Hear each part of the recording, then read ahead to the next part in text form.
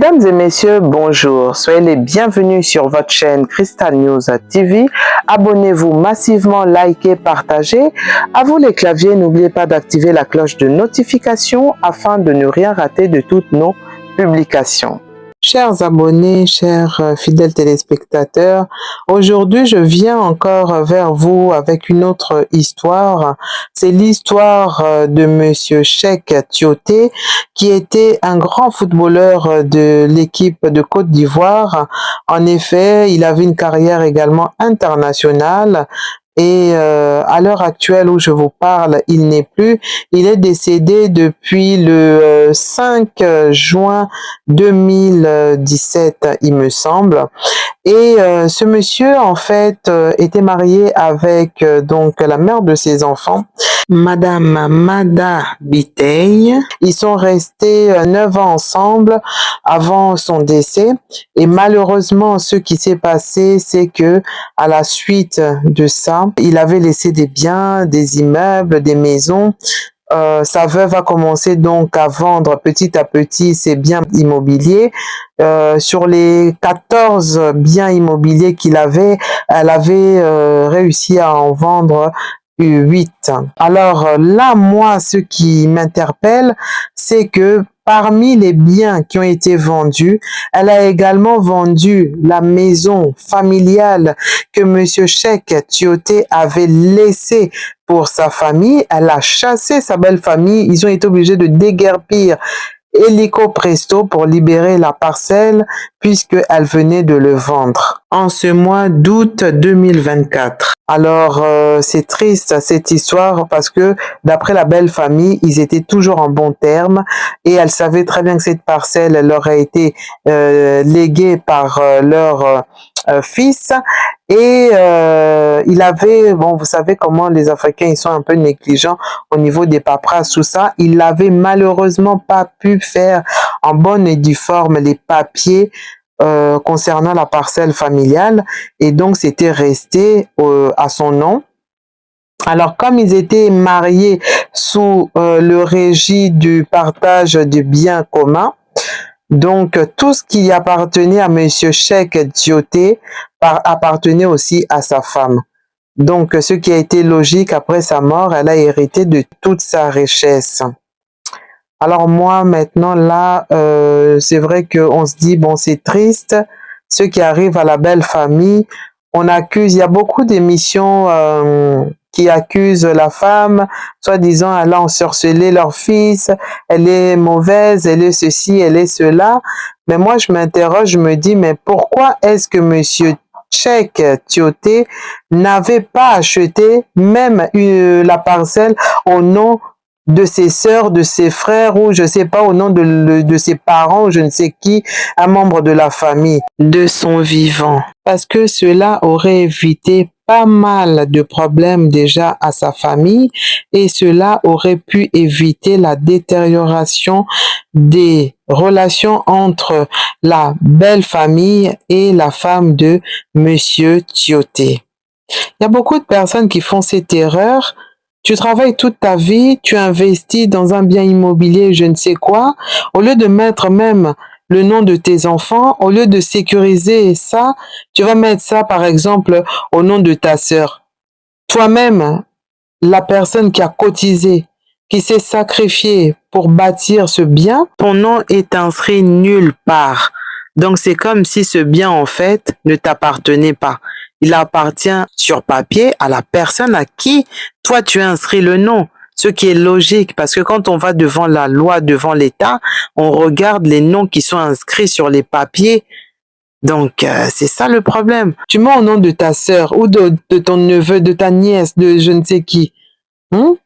Et puis plus tard, le jour où tu veux récupérer ton bien, la personne, elle te dit que non, cela m'appartient. Tu dis que non, moi j'avais mis ton nom juste comme ça, mais tu sais très bien que c'est pas à toi. La personne a dit, on y va devant la justice. Faites sortir les papiers. On fait sortir les papiers, on s'aperçoit que non, le nom du bien, le nom de la sœur ou de la nièce. Toi maintenant, l'ayant droit, tu fais quoi? La justice va trancher. Parce que les preuves qu'on lui apporte sont tangibles, et puis c'est des preuves qui sont vérifiables, qui sont vraies. Et donc, finalement, tu te rends compte que toutes ces années où toi, tu avais cotisé en espérant peut-être avoir usufruit de ton bien, ah bah, du coup, il te passe sous le nez parce que tu as fait confiance à X, Y, Z. Donc ça, vraiment, faut qu'on fasse très attention parce que toutes les personnes là qui ont peut-être réussi dans leur vie, qui sont bien assises et tout, sécurisez au moins votre famille, sécurisez vos parents, sécurisez vos frères et sœurs. Hmm? Parce que Dieu, il élève toujours une personne dans la famille pour que la personne qui est élevée puisse aider les siens. C'est comme ça. Mais là, vraiment, avec cette histoire de Monsieur Dioté, c'est triste parce qu'on ne sait pas quelle mouche a piqué aussi la belle-sœur pour faire déguerpir la belle famille parce que elle avait tout pour elle, mais il a fallu quand même qu'elle aille jusqu'à les chasser de la parcelle familiale. Donc, c'est vraiment triste, mais que cette histoire nous serve de leçon que quand tu as quelque chose, faut pas se dire que bon, après ma mort, c'est bon, il n'y a pas de problème dans ma famille, tout le monde est bisounours, tout le monde s'entend, on s'aime et tout, il y a la compréhension. Non. Allez voir un notaire, faites les choses en bonne et due forme, parce que les écrits restent, mais les paroles s'envolent. Hein? Comme ça, au moins, tu es sûr que après ta mort, ta volonté sera respectée parce que c'est écrit noir et blanc. Mais toi, quand tu réussis, toutes les femmes, c'est pour toi. Toutes les barres, c'est à toi. Les vêtements, les hautes coutures, tout ça, là, c'est à toi. Tu penses que à claquer l'argent, à claquer, au lieu d'investir. Et le jour où, par exemple, il t'arrive un pépin, où les affaires ne marchent plus bien, tu n'as plus de quoi rebondir parce que tu as tout éclaté déjà. Donc ça, vraiment, c'est triste. Parce que notre frère, Monsieur Cheikh Tioté, lui, au moins, il avait eu la vision d'investir dans l'immobilier, mais malheureusement, il n'avait pas sécurisé sa famille. Donc le fait d'avoir épousé sa femme sous le régime du bien commun, ah bah, du coup, ça a défavorisé sa famille. Il n'a pas pu faire les papiers ou sécuriser sa famille en leur achetant quelque chose, en leur mettant à l'abri, peut-être en donnant peut-être même quelque chose. Donc tout est revenu à sa femme et aujourd'hui c'est sa propre famille se retrouve dehors. C'est triste quoi, parce que lui de son vivant, je pense pas que cette chose aurait pu se faire. Mais comme on dit, après la mort, on n'est plus responsable de rien, on ne gère plus rien. Après la mort, c'est ceux qui restent qui gèrent. Donc, si vous voulez que votre parole soit respectée, si vous voulez que votre volonté soit faite ou respectée, eh ben, allez voir un notaire, allez voir un avocat, faites rédiger par écrit et comme ça, les choses seront faites. On fera sortir votre testament, on le lira à tous les membres concernés et puis voilà.